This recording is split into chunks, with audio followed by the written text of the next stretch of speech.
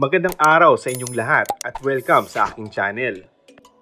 Ngayon ay Pasko na. Kaya naman naibahagi na rin ng kapamilya couples na sina Coco Martin at Julia Montes kung paano sila nagsa-celebrate ng Christmas with their loved ones. Simple lang magdiwang sina Coco ng holiday with his family. Most of the time, talagang nasa bahay lang kami. Yun yung old school traditional Christmas ng family ko. All together, may handaan, and then gift giving. Tapos syempre may pag-games din tayo ng kaunti. But the quality time, that's the most important thing for us. Yung magkasama kami ng buo sa isang lugar, yun yung pinaka-importante.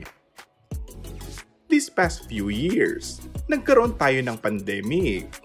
Medyo nagkaroon tayo ng isolation from physical contact from the people that's close to us, especially yung mga tinamaan talaga.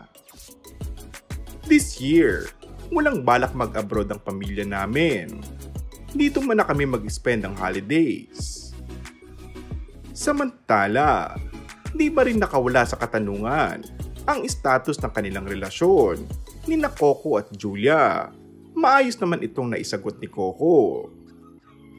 Ang masasabi ko lang, hindi namin masabi ang exact na word. Pero masaya kami, kahit on and off cam, ayon kay Coco. And that's all for our today's video. Kung bago ka lang sa aking channel ay mag-subscribe at pindutin na rin ang notification bell. Maraming salamat!